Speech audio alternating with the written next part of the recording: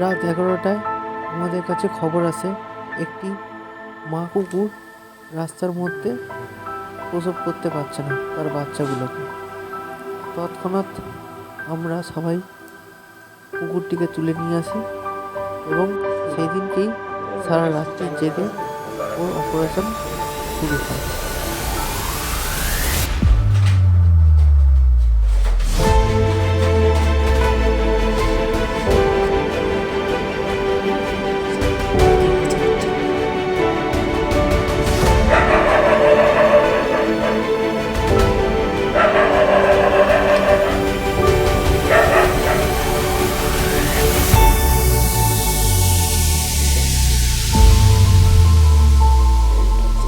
এদিকে আছে বাচ্চা।